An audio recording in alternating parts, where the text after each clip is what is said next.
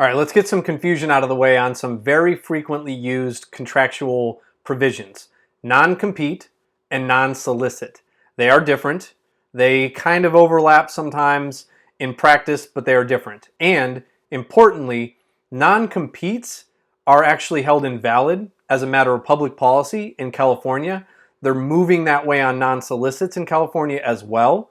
Not the case in New York. And this is very relevant to which choice of law you use in your agreement. Watch my video on choice of law and venue selection for more detail there. But it's important, depending on which state's laws you use, whether these types of provisions that I'm talking about in this video will actually be binding. So, non-compete. Non-compete is a provision that you would use when you're severing ties with someone, employee, partner, customer, consultant, and you don't want them to go provide the same services or go work for or work with someone that's a direct competitor of you. Maybe you don't want them to go out and start a competing business when they leave yours.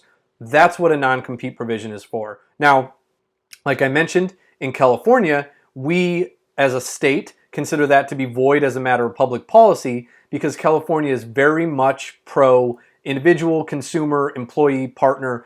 California wants you to be able to go out and do business and not be restricted. There is one exception. If you are a business owner, you had a partner, and you guys went your separate ways, and that leaving business partner signs a non-compete agreement not to compete with the business they left, that one's binding. When you sell ownership, you leave, that is actually a scenario where a non-compete can be upheld. I'm oversimplifying. These videos are very general, but that is an exception, and that is generally how non-competes work. They need to be time-bound. You can't just be forever you can't compete. That would be held invalid. Usually there needs to be a geographic region that they are limited to as well. You can't say that someone can never start the same type of business anywhere ever. It needs to be in Southern California for 2 years, for instance.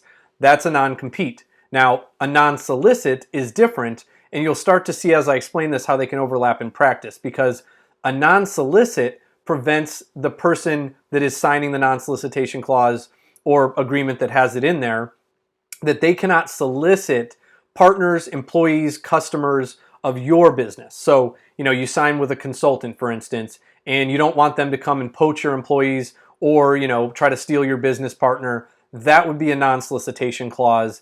And also, since a consultant typically is going to see your files, your data, your customer lists, you don't want them to go solicit all your customers and take your business once they learn what you do. That's a non-solicitation clause. So they can kind of overlap because in order to compete, you may need to solicit.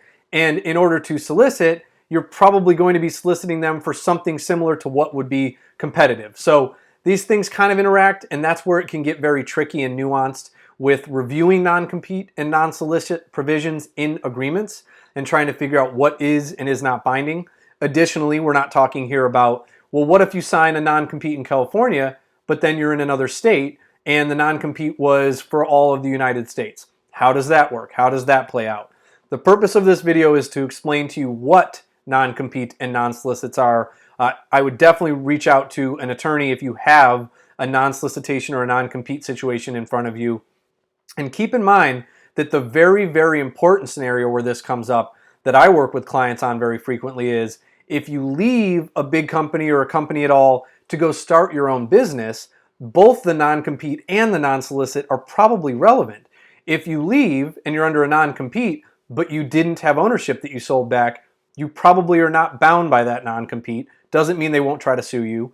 However, if you leave and you want to take some people with you that maybe you enjoyed working with, that you found at that employer, that's solicitation. So you may be able to leave, you may be able to start a competing business, but you can't solicit anyone from that business you were at without violating the non-solicitation clause. And I commonly find that people don't realize all these provisions are in your employment paperwork that you sign when you get hired, which you're excited to be hired. You sign everything. It's just how it works. You sign the employment paperwork. Check that stuff. Make sure those aren't in there. And if you're leaving to start a business, have an attorney review your employment paperwork and advise you on the timing of all of that, because you can be very careful about when you leave, when the other people you might solicit leave, to avoid violating those provisions and then still set out to do what you want to do. So, non-compete, non-solicit. Hope this was helpful. Thanks for tuning in.